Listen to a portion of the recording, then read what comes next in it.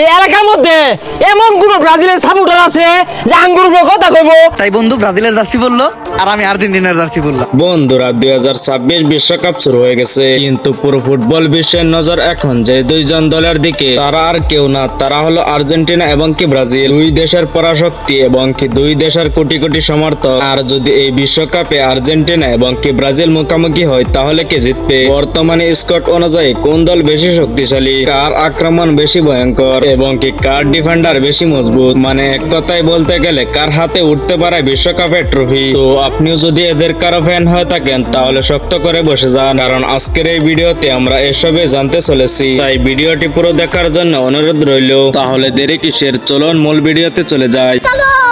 তো বর্তমানে আর্জেন্টিনার যা অবস্থা, বিশ্ব চ্যাম্পিয়ন আর্জেন্টিনা এখনো দুর্দান্ত ফর্মে রয়েছে। বিশ্বকাপ জয়ের পরেও তাদের পারফরমেন্স খুবই একটা পতন দেখা যায়নি।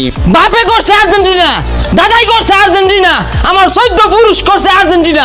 তাদের দলের সবচেয়ে বড় শক্তি হলো তাদের টিমওয়ার্ক। লিওনেল মেসি এখনো দলের অন্যতম গুরুত্বপূর্ণ প্লেয়ার হলেও আর্জেন্টিনা এখন আর শুধু একজন খেলোয়াড়ের উপরেই নির্ভরশীল নয়। Lautaro Martinez, Julian Alvarez, Enzo Fernandez, Mac Allister এবং কি ডি পলের মতো খেলোয়াড়রাও দলকে আরো শক্তিশালী করে তুলেছে। তারা আক্রমণ, মিডফিল্ড এবং ডিফেন্স সব জায়গাতেই তারা ভারসাম্য বজায় রাখতে পারে। ভিডিওর মাঝে ছোট্ট একটি রিকোয়েস্ট, চ্যানেলে নতুন হয়ে থাকলে চ্যানেলটিকে সাবস্ক্রাইব করে অবশ্যই পাশে থাকা বেল আইকনটি বাজিয়ে দিন, যাতে করে আমাদের এই ছোট্ট চ্যানেলের সদস্য হিসাবে আপনিও হয়ে যান। আর এদের মধ্যে আপনি কার ফ্যান অবশ্যই কমেন্টে লিখে যাবেন। অন্যদিকে ব্রাজিলের যা অবস্থা, ব্রাজিল মানেই প্রতিবার কারখানা।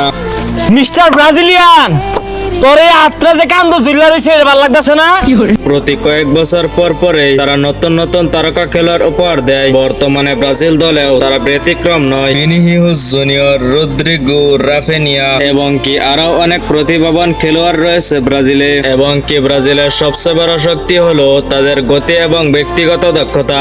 ব্রাজিল নিয়ে একটা উল্টাপাল্টা কথা কইলে একবার জীবন বিনাশ করে দিয়া। একজন খেলোয়াড় এই মুহূর্তের মধ্যে পুরো ম্যাচের চিত্র বদলে দিতে পারে। তাই ব্রাজিলকে কখনো হালকা ভাবে নেওয়ার সুযোগ নেই। তো আক্রমণ ভাগের কথা বলতে গেলে ব্রাজিলকে একটু এগিয়ে রাখতে হয়, কারণ তাদের উইঙ্গারদের গতি এবং কি ড্রিবলিং অসাধারণ। ভিনিসিউস কিংবা রদ্রিগো যে কোনো সময় ডিফেন্ডারদের পরাস্ত করতে পারে। তবে আর্জেন্টিনার আক্রমণ ভাগও কম নয়। হ্যালো গুগল, সকালে মরক্কো ব্রাজিলকে কিভাবে ঠকাবে সেটার মন্ত্র শিখতে চাই।